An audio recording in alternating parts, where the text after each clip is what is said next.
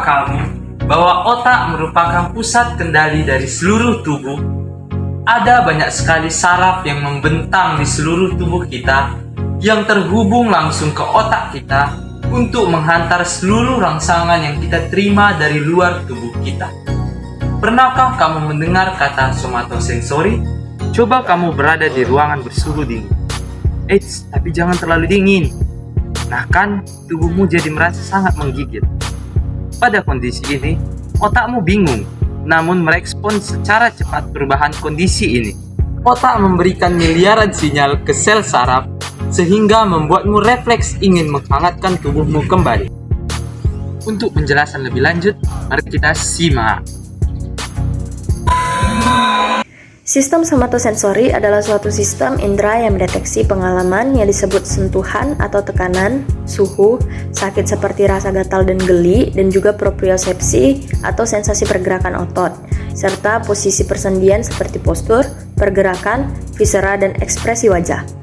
Perasa viscera terkait dengan informasi indera dari dalam tubuh seperti sakit perut.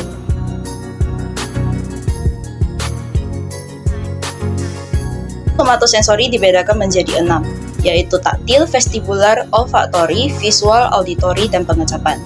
Yang akan kita bahas yang pertama adalah taktil. Taktil disebut juga sebagai indera peraba, yang memiliki tugas untuk mengirimkan informasi ke otak mengenai apa yang disentuh, apa yang menyentuh, dan perubahan tekanan dan suhu dari lingkungan sekitar tubuh. Selain itu, taktil juga memiliki fungsi untuk mengirimkan rasa sakit yang kita rasakan ke otak. Taktil merupakan alat indera yang paling besar karena terdapat di seluruh tubuh, mulai dari ujung rambut hingga ke ujung jari kaki. Maka dari itu, apabila ujung rambut tertarik, maka kita dapat merasakan sakit. Begitu juga jika ujung jari kita terinjak.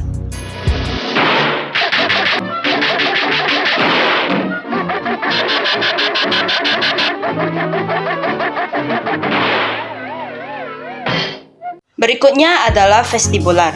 Vestibular adalah indera integrasi yang menjaga keseimbangan tubuh kita. Sistem ini terdapat di telinga bagian dalam. Sistem vestibular sangat menjaga keseimbangan tubuh seseorang, sehingga apabila sistem tersebut terganggu, maka pergerakan tubuh kita juga akan ikut terganggu.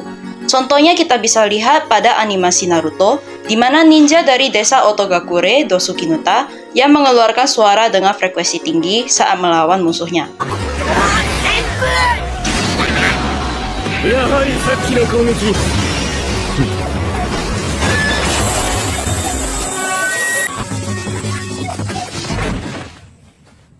Suara dengan frekuensi yang tinggi tersebut akan diterima oleh indera pendengaran kita dan akan mengganggu telinga bagian dalam kita, sehingga keseimbangan tubuh kita akan hilang dan kita akan merasakan sakit di gendang telinga kita yang pelan-pelan akan merambat ke seluruh tubuh kita. 音ってのはそもそも何なのか知っていますか？空気が揺れているのを耳の鼓膜がキャッチするということ。全身のバランスを失う。俺たちに古きせえ体術なんて通じねえんだよ。 Lalu yang ketiga adalah sistem olfaktori. Olfaktori adalah sistem indera bagian penciuman kita. Sistem saraf ini menerima bau-bauan yang dibawa oleh udara untuk dikirimkan kepada otak, sehingga kita dapat mengetahui bau apakah itu harum ataukah busuk. Selain untuk mengetahui bau harum dan busuk, sistem olfaktori juga membantu kita dalam mengetahui bau-bau yang membahayakan kita. Misalnya bau almond yang khas berada pada kopi yang menandakan bahwa kopi tersebut telah dicampur dengan kalium sianida yang bisa membunuh kita. Visual atau penglihatan. Sistem sensori visual berhubungan dengan rangsangan yang ada pada indera penglihatan, yaitu pada bagian mata dan bagian dari sistem saraf pusat atau retina yang mengandung sel fotoreseptor, sel optik, dan korteks visual yang memberikan indera penglihatan kemampuan untuk mendeteksi dan memproses cahaya. Yang kelima, auditori atau pendengaran. Sistem sensori auditori berhubungan dengan rangsangan yang ada pada indera pendengaran, yaitu telinga. Yang terakhir, ada gustatori atau pengecapan. Sistem sensori pengecapan berhubungan dengan rangsangan yang ada pada indera pengecapan, yaitu pada lidah. Sistem sensori ini sebagian bertanggung jawab atas persepsi rasa.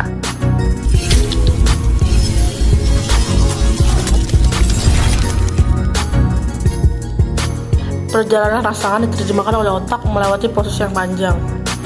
Jika terjadi gangguan pada satu bagian tersebut, maka otak dapat salah dalam menerjemahkan rangsangan tersebut.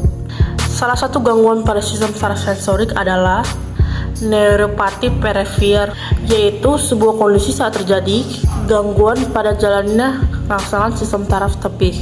Pada kondisi ini, kita dapat merasakan sesuatu walaupun tidak ada rangsangan atau justru tidak merasakan apa-apa. Jika ada rangsangan, gejala-gejalanya bisa berupa mati rasa, kesemutan atau parestesia, atau justru rasa nyeri seperti terbakar atau tertusuk pada kaki dan tangan. Keluhan pada neuropati perifer biasanya terjadi seiring berjalannya waktu. Bahaya lain, tubuh tidak dapat merasakan tekanan atau sentuhan dengan normal sehingga menimbulkan gangguan keseimbangan saat berjalan. Selain itu, tubuh juga tidak dapat menyadari ketika ada rangsangan nyeri. Gangguan selanjutnya pada sistem saraf sensorik yaitu Sensory Processing Disorder, disebut juga dengan SPD atau gangguan proses sensorik. Gangguan proses sensorik ini adalah suatu kondisi di mana tubuh dan otak memiliki kesulitan mengolah dan menanggapi rangsangan sensorik dari lingkungan. Dan ada juga anak-anak yang hampir tidak memberi respon apapun terhadap rangsangan dari luar. Salah satu gejala gangguan ini, anak kerap berteriak dan menangis kencang tanpa sebab dan menyebabkan suara serak. Gangguan SPD sering ditemukan pada anak-anak penderita autisme, penderita attention deficit hyperactivity disorder, ADHD, atau gangguan lainnya. Gangguan proses sensorik dapat mempengaruhi sistem vestibular tubuh sehingga mengalami kesulitan dengan keseimbangan dan cenderung kaku. Dan kemudian gejalanya dapat dikendalikan, namun SPD ini tidak dapat disembuhkan secara total.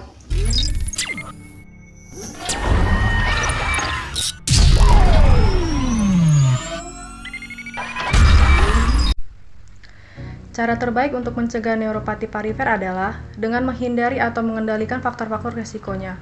Hal tersebut dapat dilakukan dengan menjalani gaya hidup sehat, seperti yang pertama, mengonsumsi makanan kaya nutrisi.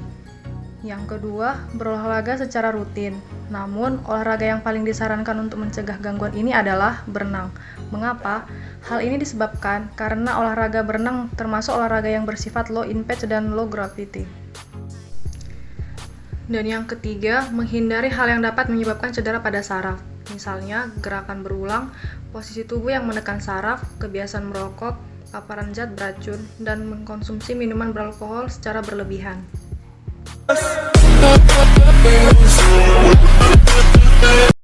Tamat.